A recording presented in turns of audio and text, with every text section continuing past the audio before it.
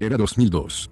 En primera división se encontraba el Atlético Celaya, un equipo que había sido sensación en la mitad de la década de los 90. Pero tras la retirada de Emilio Butragueño, el equipo había sufrido una crisis de identidad, que llevó a que en el estadio Miguel Alemán Valdés se vieran entradas bastante pobres. Eso, aunado a que el equipo cada jornada se hundía cada vez más en la tabla de porcentaje. Tras esto, al finalizar el Apertura 2002, el club fue comprado por el dueño de Aerolíneas Internacionales, Jorge Rodríguez Marie, quien mudó el club a Morelos, y cambió el nombre y escudo del equipo a Colibríes de Morelos. Jorge había adquirido al club como último de la porcentual, pues era el lugar que ocupaba Celaya antes de su venta. Además de que Colibríes contaría con varios jugadores que formaban parte del plantel del Celaya la temporada pasada, entre los que destacaba el brasileño Claudinho. Para completar la plantilla, se fichó a varios jugadores que se encontraban desempleados. El club no tenía presupuesto suficiente para traer un buen estratega, por lo que Jorge le dio la confianza a Sergio Rubio, un entrenador sin experiencia. Otro problema con el que se encontraba el club era su estadio, el Marino Matamoros. Tribunas incompletas, ausencia de baños y una cancha que no cumplía con las medidas reglamentarias, solo eran algunas características del inmueble. De manera increíble, la federación aprobó el estadio. La jornada 1, los Colibríes visitaban a Pumas. Contra todo pronóstico, Colibríes sorprendía ganando 3-1 en su debut.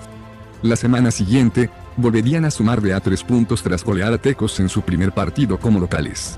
Todo marchaba bien para los Colibríes, que parecía no tendrían complicación para salir del fondo de la porcentual. Pero en la jornada 3, llegaría su primer descalabro frente a Veracruz. Para la jornada 4, nuevamente volverían a sumar de a 3, esta vez frente a Tigres. Para su mala suerte, Jaguares y Puebla también ganarían sus respectivos partidos.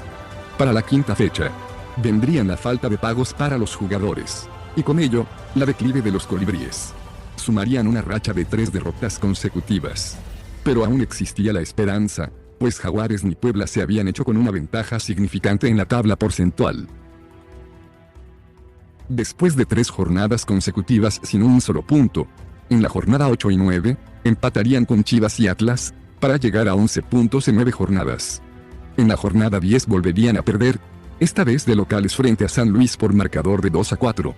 Esta derrota colmaría la paciencia de Jorge, quien despediría a Sergio Rubio tras perder 4 de los últimos 6 partidos. Su lugar sería ocupado por el croata Zlatko Petricevic.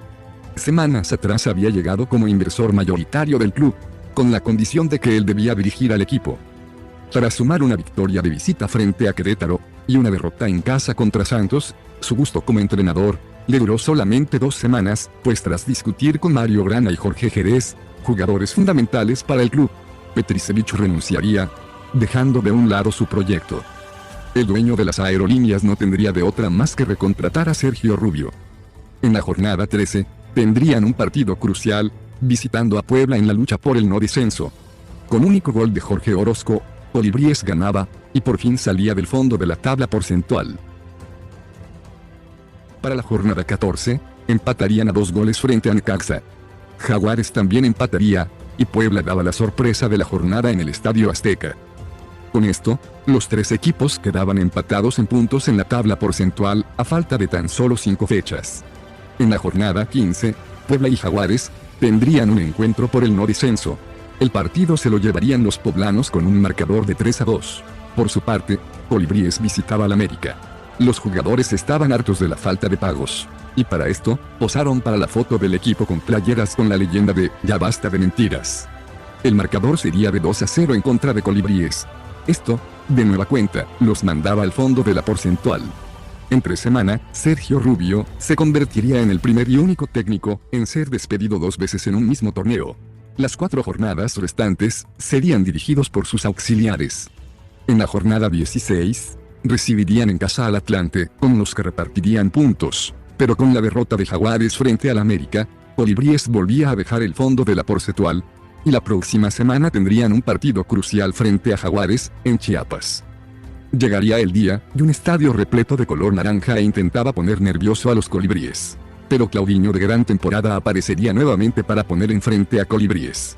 Pasarían los minutos y la falta de contundencia de los Jaguares se convertiría en el mejor amigo de los Colibríes, hasta que se llegaba a 90. Solamente una tragedia podría separar a Colibríes de la primera división. El tiro se iba desviado, Jaguares tiene prácticamente un pie en la primera A. Ganaron los Colibríes 1-0. Restaban 2 partidos para saber quién descendía. Los Colibríes necesitaban de 3 puntos para asegurar su salvación, sin importar de otros resultados. En la jornada 18, visitaban a Monarcas en búsqueda de asegurar la salvación, pero Reinaldo Navia y compañía le propinarían un 3-1 a los Colibríes. De manera sorpresiva, Jaguares sacaba los 3 puntos en su visita a Cruz Azul, y todo se definía en la última jornada. Llegaba la hora de la verdad. Colibríes seguía dependiendo de sí mismo. Si ganaban aseguraban la permanencia. Todos los partidos de la última jornada se jugarían el sábado a las 5 de la tarde. Colibríes recibía a Cruz Azul, y por su parte, Jaguares recibía a Tecos. El partido sería muy disputado por ambos equipos. Claudinho tendría en su pierna derecha la permanencia, pero a veces el fútbol es caprichoso. El partido terminaba con un empate sin goles. En las tribunas había nerviosismo por saber qué pasaba en el partido entre Jaguares y Tecos. Hasta que el sonido local del Marino Matamoros anunciaba que el partido en Chiapas también había terminado en empate. La algarabía se desbordó, y la gente saltó a la cancha para celebrar la permanencia de los Colibríes. Los jugadores empezaron a dar la vuelta olímpica, entre gritos de sí, se pudo. Sí, se pudo.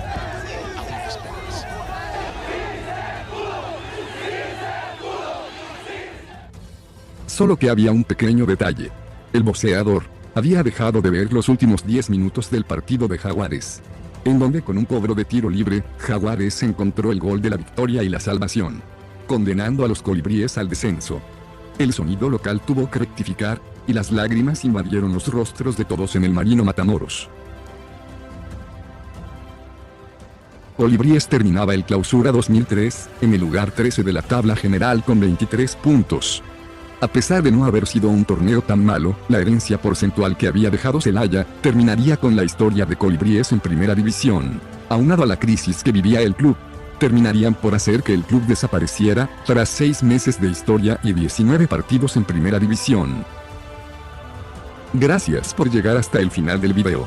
Deja tu like si quieres más contenido similar. Y sobre todo, no olvides suscribirte.